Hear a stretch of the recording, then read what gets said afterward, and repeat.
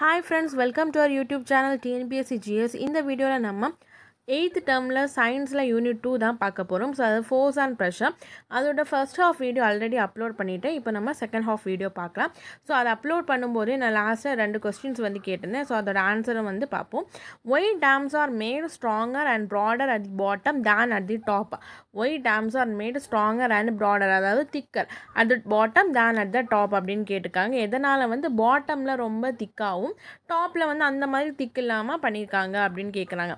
Because இதோட answer வந்து என்னன்னா வாட்டர் பிரஷர் வந்து பாட்டம்ல ரொம்பவே அதிகமா இருக்கும். அதனால தான் டேம்ல பாட்டம்ல வந்து என்ன பண்ணிருப்பாங்க அப்படினா ரொம்ப ஸ்ட்ராங்காவும் திக்காவும் வந்து பண்ணிருப்பாங்க than at the top. So the pressure exerted by the liquid வந்து என்னன்னா increases with depth. So depth வந்து increase ஆக அந்த pressure வந்து என்ன ஆகும் அப்படினா increase ஆகும் அப்படின்னு சொல்லிருக்காங்க.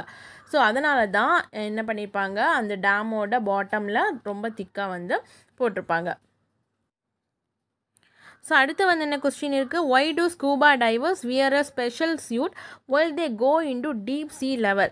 ஸோ டீப் sea லெவலில் போகும்போது ஸ்கூபா ட்ரைவர்ஸ் வந்து எதனால் ஒரு ஸ்பெஷல் சூட் வந்து போட்டிருக்காங்க அப்படின்னு கேட்டிருக்காங்க. எதனால் அப்படின்னா டீப் sea லெவலில் ப்ரெஷர் வந்து ரொம்பவே அதிகமாக இருக்கும். than at sea level. sea லெவலை விட டீப் sea லெவலில் ப்ரெஷர் வந்து ரொம்பவே அதிகமாக இருக்கும்.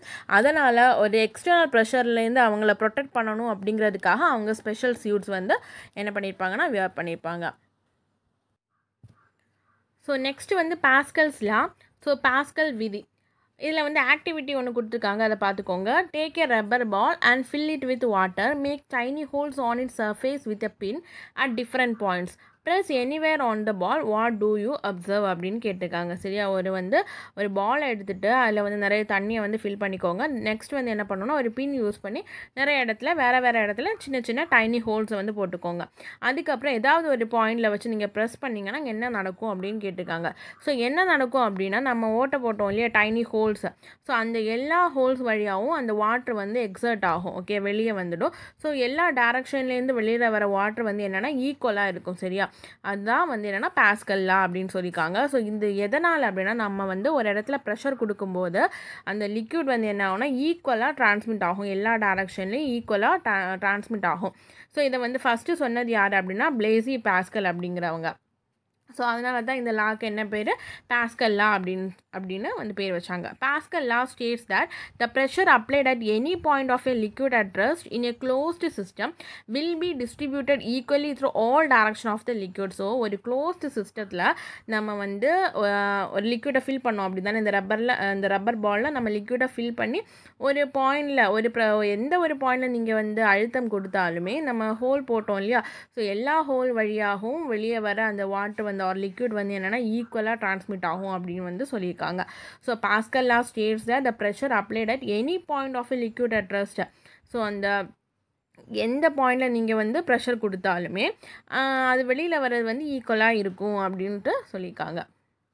So application of Pascal law. So இதோட யூசஸ் எங்கெல்லாம் இந்த பாஸ்கல் லா வந்து அப்ளை பண்ணுறாங்க.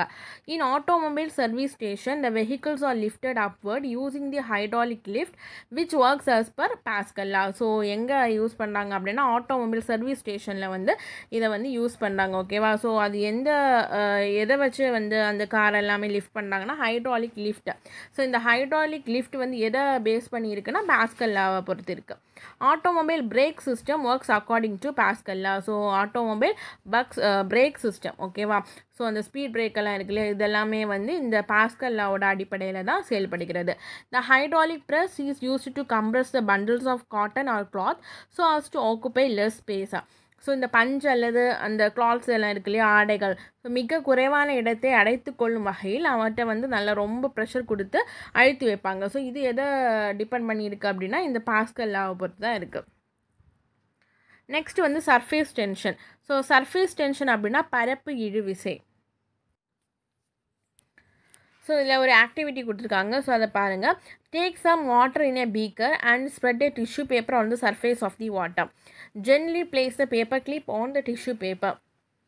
Observe What happens to the paper pin after some time? So என்ன சொல்லியிருக்காங்கன்னா ஒரு கிளாஸ் பாட்டில் ஒரு பீக்கரில் கொஞ்சம் தண்ணி எடுத்து அதுக்கு மேலே வந்து டிஷ்யூ பேப்பர் வைக்கணுமா, அதுக்கு மேலே நம்ம என்ன வைக்கணும்னு சொல்லியிருக்காங்க, பேப்பர் கிளிப்பை வந்து வைக்கணும். ஸோ அதுக்கப்புறம் என்ன நடக்குது அப்படின்ட்டு பார்ப்போம். After a few moments the tissue paper will submerge and the paper clip will make a small depression on the surface of the water. It will instantly begin to float on the surface even though it is denser than water. அதாவது அந்த paper clip வந்து தண்ணியை விட அடர்த்தி அதிகமாக இருந்தாலுமே அது மூழ்காமல் என்ன பண்ணும் அப்படின்னா அந்த தண்ணிக்கு மேலே ஃப்ளோட் ஆகும் அப்படின்னு சொல்லியிருக்காங்க. ஸோ இது எதனாலனா சர்ஃபேஸ் டென்ஷனால். பட் அந்த டிஷ்யூ பேப்பர் வந்து மூழ்கி இருக்கும், பட் அந்த பேப்பர் கிளிப் என்ன ஆயிருக்கும்னா மூழ்காமல் அந்த தண்ணிக்கு மேலே மிதந்துட்டு இருக்கும். ஈவன் தோ அந்த பேப்பர் கிளிப் வந்து என்ன அந்த வாட்டரை விட டென்சராக இருந்தாலுமே அது வந்து மூழ்காமல் மிதந்துட்டு இருக்கும். இது எதனால் அப்படின்னா due to surface tension. How is it possible? This is because the water molecules on the surface which tend to contract themselves like the molecules of an elastic membrane. ஒரு elastic membrane மாதிரி அந்த சர்ஃபேஸில் இருக்க water எல்லாமே என்னென்னா contract ஆகும் அப்படின்னு சொல்லியிருக்காங்க. ஸோ அதாவது இழுத்து கட்டப்பட்ட ஒரு எலாஸ்டிக் மெம்பரேன் மாதிரி அதோட அந்த சர்ஃபேஸை குறைத்து கொள்ளும், அந்த ஏரியாவை வந்து அது வந்து ரெடியூஸ் பண்ணிக்கும். So a force exists on them which tends to minimize the surface area of water. So the forceனால தான் அந்த என்ன surface area வந்து reduce ஆகுது. The paper clip is balanced by the molecules on the water surface. So அந்த water surfaceல இருக்கிற molecules தான் இதை மூழ்க விடாமல் அதுக்கு மேலேயே வந்து float ஆகிற மாதிரி பண்ணுது. That is now behaving like a stretched elastic membrane, so it does not submerge. அதனால தான் அந்த வாட்டர் மாலிகூல்ஸ் அந்த பேப்பர் கிளிப்பை வந்து ஒரு பிடிச்சு வச்சிருக்கனால தான் என்ன ஆகுனா அது சம்மர்ஜ் ஆகாமல் it just float on the water. Have you ever wondered why raindrops are spherical in nature? How does the water rise upward in a tree or plant against the force of gravity? These are all due to surface tension. So இது எல்லாமே Raindrops வந்து spherical ஷேப்பில் இருக்கிறது, water வந்து அந்த tree R பிளான்ல வந்து மேலே தண்ணி வந்து எப்படி அதை உறிஞ்சி எடுக்குது, அந்த ரூட் எப்படி உறிஞ்சி எடுக்கிறது, இது எல்லாமே வந்து எதை பொறுத்து இருக்குது அப்படின்னா சர்ஃபேஸ் டென்ஷனை பொறுத்து இருக்குது, அதாவது பரப்பு இழுவிசை. Surface tension is the property of liquid. So ஒரு liquidோட ஒரு முக்கியமான ப்ராப்பர்ட்டி வந்து surface tension. The molecules of a liquid experience a force which contracts the extent of their surface area as much as possible so as to have the minimum value. So அந்த liquidல இருக்கிற அந்த molecules என்ன பண்ணுன்னா ஒரு force கொடுத்தோன்னா அது வந்து ரொம்ப கான்ட்ராக்ட் ஆகும். எவ்வளோ தூரம் அதனால் கான்ட்ராக்ட் பண்ண முடியுமோ அவ்வளோ தூரம் கான்ட்ராக்ட் பண்ணி அதோட சர்ஃபேஸ் ஏரியாவை மினிமம் வேல்யூவில் வச்சுக்கும். The amount of force acting per unit length on the surface of a liquid is defined as surface tension. So surface tension அப்படின்னா நம்ம எவ்வளோ amount force வந்து கொடுக்குறோமோ அதை பொறுத்து அதோட surface area வந்து reduce ஆகும். ஸோ இதோட யூனிட் வந்து நியூட்டன் per மீட்டர். ஸோ இதோட அப்ளிகேஷன் எங்கெல்லாம் யூஸ் பண்ணாங்க அப்படின்னு பார்ப்போம். So in plant water molecule rise up due to surface tension. Already சொன்ன மாதிரி பிளான்ட்டில் வாட்டர் மாலிகூல்ஸ் எப்படி வந்து மேலே போகுது அப்படின்னா அது வந்து சர்ஃபேஸ் டென்ஷனால். Xylem tissues are very narrow vessels present in plants. Water molecules are absorbed by the root and these vessels help the water to rise upward due to capillary action which is caused by the surface tension of the water. So பிளான்ட்டில் எப்படி தண்ணி வந்து எடுக்குது, xylem tissue தான் வந்து எல்லா பார்ட்ஸுக்கும் அந்த தண்ணியை வந்து கொடுக்கும் இல்லையா. ஸோ இது எதனால் அப்படின்னா சர்ஃபேஸ் டென்ஷன். ஓகேவா. ஸோ இது எப்படி அப்வர்ட் போகுதுன்னா டியூ டு கேப்லரி ஆக்ஷன். இந்த கேப்லரி ஆக்ஷன் எதனால் காசு ஆகுது அப்படின்னா surface டென்ஷனால். During heavy storm, ships are damaged due surface tension of water. By pouring oil or soap powder into the sea, sailor reduce its impact. So ரொம்ப storm புயல் அடிக்கும் அந்த டைமில் வந்து என்ன புயல் காற்று அந்த டைமில் இந்த ஷிப் எல்லாமே சர்ஃபேஸ் டென்ஷனால் டேமேஜ் ஆகிற வாய்ப்பு இருக்குது. ஸோ அதனால் என்ன பண்ணுவாங்கன்னா அந்த ஷிப்போட சைடில் ஆயில் இல்லைனா சோப் பவுடரை வந்து போடுவாங்க. ஓகேவா. So it reduces it's impact. Water striders insect slides on the water surface easily due to the surface tension of water. அதாவது நீர் சிலந்தி அப்படின்னு சொல்லுவாங்க வாட்டர் ஸ்ட்ரைடர். ஸோ தண்ணிலலாம் பார்த்தீங்கன்னா இந்த பிக்கில் கொடுத்துருக்க மாதிரி ஒன்று நீங்கள் பார்த்துருப்பீங்க, தண்ணியில் எல்லாமே இருக்கும். ஸோ இது எதனால் வந்து மூழ்காமல் அப்படியே அதுக்கு மேலே இருக்குன்னா due to surface tension. Next வந்து என்னென்னா விஸ்கஸ் ஃபோர்ஸ் ஆர் விஸ்கசிட்டி, அதாவது பாகியல் விசை அல்லது பாகுநிலை. ஓகே, இதோட ஆக்டிவிட்டி பாருங்கள். Take a small quantity of different kinds of liquid like coconut oil, honey, water and ghee etc. Place 1 drop of each liquid on a separate glass plate. Now gently raise one end of the glass plate so as to allow the liquid to slide down the smooth surface of the plate. Observe the speed of each liquid. So ஒரு தேங்காய் எண்ணெய் honey water key so இதெல்லாமே எடுத்து ஒவ்வொரு class பிளேட்லேயே ஒவ்வொரு ட்ராப்பை வந்து வச்சுக்கோங்க. அதுக்கப்புறம் அதை வந்து என்ன பண்ணணும், நான் ஜென்லி அதை ரைஸ் பண்ணும்போது அது வந்து ஃப்ளோ ஆகும் இல்லையா, ஸோ அப்படியே அது ஃப்ளோ ஆகிறத பார்க்கணும். ஸோ பார்க்கவும் நமக்கு என்ன தெரியுது அப்படின்னா, each liquid moves with different speed. ஒவ்வொரு லிக்விடும் அதோட தன்மைக்கு ஏற்ற மாதிரி அது வந்து ஃப்ளோ ஆகும் இல்லையா. வாட்டர் வந்து ரொம்ப ஃபாஸ்ட்டாகவே வந்து ஃப்ளோ ஆகும். கோகனட் ஆயில் வந்து ஒரு மாட்ரேட் ஸ்பீடில், அந்த வாட்டரை விடைக்கும் அடுத்தது வருது coconut oil. Ghee flows very slowly. Ghee வந்து ரொம்பவே ஸ்லோவாக தான் ஃப்ளோ ஆகும். Between the layers of the liquid which is in motion there is a frictional force parallel to the layers of the liquid. என்ன சொல்லியிருக்காங்க அப்படின்னா, இப்படி ஃப்ளோ ஆகும் இல்லையா, ஸோ இந்த லிக்விட்டுக்கு இடையில வந்து என்னென்னா ஃப்ரிக்ஷனல் ஃபோர்ஸ் இருக்குது. ஸோ இந்த ஃப்ரிக்ஷனல் ஃபோர்ஸ் என்ன ஆகும்னா அது ஃப்ளோ ஆக விடாமல் தடுக்கும். So this frictional force opposes the motion of the liquid layers while they are in motion. So அது ஃப்ளோ ஆகும்போது மோஷனாக ஒரு மூமெண்ட்டில் இருக்கும்போது இந்த ஃப்ரிக்ஷனல் ஃபோர்ஸ் அது ஃப்ளோ ஆகாத மாதிரி தடுக்கும். ஸோ இதை தான் நம்ம என்ன சொல்லுவோம் அப்படின்னா விஸ்கஸ் ஃபோர்ஸ் அப்படின்னு சொல்லுவோம். The frictional force acting between the successive layer of the liquid which act in order to oppose the relative motion of the layer is known as viscous force. ஓகேவா. So என்ன சொல்லியிருக்காங்க, இந்த frictional ஃபோர்ஸை, so இந்த move ஆகிற அந்த லிக்விடுக்கு இடையில இருக்கிற அந்த ஃப்ரிக்ஷனல் ஃபோர்ஸை என்ன பண்ணோன்னா அந்த மூவ்மெண்ட்டை அப்போஸ் பண்ணும். ஸோ இதை தான் நம்ம என்ன சொல்கிறோம் விஸ்கஸ் ஃபோர்ஸ் அப்படின்னு சொல்கிறோம். And viscous force is measured by the unit called பாய்ஸா. ஸோ இதோட யூனிட் வந்து பாய்ஸா. சிஜிஎஸ் சிஸ்டமில் என்ன சொல்லுவாங்க அப்படின்னா kilogram per metre per second or newton second per metre square in SI unit. So சிஜிஎஸில் kilogram per metre per second and SI யூனிட்டில் என்ன சொல்லியிருக்காங்க newton second per metre square. So next topic வந்து என்னென்னா ஃப்ரிக்ஷன். ஸோ ஃப்ரிக்ஷன் அப்படின்னா என்னது, உராய்வு. We walk on road without falling, but we tend to fall when we walk on wet surfaces. Why? We walk on the road safely because of the friction between feet and the road, but the friction is less when we walk on wet surface and so we tend to fall. So என்ன சொல்லியிருக்காங்க அப்படின்னா, நம்ம நடக்கும்போது நம்ம வெட் சர்ஃபேஸில் என்ன ஆகும்னா விழுந்துடுவோம். ஏன் அப்படின்னு கேட்டிருக்காங்க. ஸோ நம்ம ரோட்டில் நடக்கும்போது நம்மளோட காலுக்கும் அந்த ரோடுக்கும் இடையில கொஞ்சம் ஃப்ரிக்ஷன் உராய்வு இருக்குது. ஸோ அதனால தான் அந்த கிரிப்னால தான் நம்ம என்ன பண்ணுறோம் அப்படின்னா நடக்கிறோம். இதே வந்து வெட் சர்ஃபேஸ் பார்த்திங்க அப்படின்னா அதில் இருக்கிற ஃப்ரிக்ஷன் வந்து கம்மியாக இருக்கும், அந்த உராய்வு வந்து கம்மியாக இருக்கனால நம்ம வந்து விழுற மாதிரி இருக்கும். Frictional force of friction arises when two or more bodies in contact move or tend to move relative to each other. So இது எப்போ வந்து வரும்னா ரெண்டு பாடிஸ் ஒரு ஏதாவது ரெண்டு ஆப்ஜெக்ட்ஸ் வந்து மூவ் ஆகும்போது வரதான் இந்த frictional force. It acts always in the opposite direction of the moving body. So moving பாடியோட ஆப்போசிட் டைரக்ஷனில் தான் இந்த ஃப்ரிக்ஷனல் ஃபோர்ஸ் எப்போவுமே இருக்கும். This force is produced due to the geometrical dissimilarity of the surface of the bodies which are in a relative motion. So இந்த force எதனால் வருது அப்படின்னா ஜாமெட்ரிக்கல் டிஸ்சிமிலாரிட்டினால வருது. Friction can produce the following effect. So ஃப்ரிக்ஷனால் என்னெல்லாம் வரலாம் அப்படின்னா ஃப்ரிக்ஷன் அப்போசஸ் மோஷன். ஸோ நம்ம ஆல்ரெடி அங்கே பார்த்தோம் இல்லையா விஸ்கஸ் ஃபோர்ஸில் ஒரு ஃப்ரிக்ஷனல் ஃபோர்ஸ் வந்து அந்த மோஷனை அப்போஸ் பண்ணனால விஸ்கஸ் ஃபோர்ஸ் அப்படின்னு சொல்கிறோம். ஸோ இந்த ஃப்ரிக்ஷன் வந்து என்ன பண்ணோம்னா மோஷனை அப்போஸ் பண்ணும். It causes wear and tear of the surface in contact. It produces heat. So next types of friction. So ஃப்ரிக்ஷனை நம்ம வந்து static friction and kinetic friction அப்படின்னு 2 டைப்ஸாக வந்து கிளாஸிஃபை பண்ணலாம். Static friction, the friction experienced by the bodies which are at rest is called static friction. So ஒரு rest பொசிஷனில் இருக்கிற ஒரு ஆப்ஜெக்ட்டுக்கு வர ஃப்ரிக்ஷனை தான் நம்ம என்ன சொல்கிறோம் அப்படின்னா ஸ்டாட்டிக் ஃப்ரிக்ஷன் அப்படின்னு சொல்கிறோம். Example, all the objects are richly place to be at rest on the earth. So எர்த்தில் வந்து எல்லா ஆப்ஜெக்ட்ஸும் அந்த ரெஸ்ட் பொசிஷனில் தான் இருக்கும் அப்படின்னு சொல்லியிருக்காங்க. Kinetic friction, friction existing during the motion of the body is called kinetic friction. So இந்த கைனட்டிக் ஃப்ரிக்ஷன் அப்படின்னா ஒரு மூமெண்ட்டில் இருக்கிற ஒரு பாடியில் வர ஃப்ரிக்ஷனை தான் வந்து என்ன சொல்லியிருக்காங்க கைனட்டிக் ஃப்ரிக்ஷன். ஓகேவா. ஸ்டாட்டிக் ஃப்ரிக்ஷன் அப்படின்னா நிலையான உராய்வு, கைனட்டிக் ஃப்ரிக்ஷன் அப்படின்னா இயக்க உராய்வு. ஓகேவா. மூமெண்ட்டில் இருக்கிறது வந்து கைனட்டிக்கா, இது ரெஸ்ட்டில் இருக்கும்போது வர ஃப்ரிக்ஷன் வந்து static friction.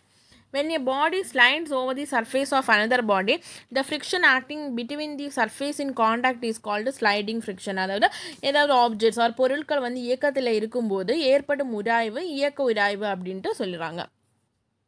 When a body rolls over another surface, the friction acting between the surface in contact is called rolling friction அப்படின்னு சொல்லியிருக்காங்க. ஓகேவா. என்ன சொல்லியிருக்காங்க ரோலிங் ஃப்ரிக்ஷன்.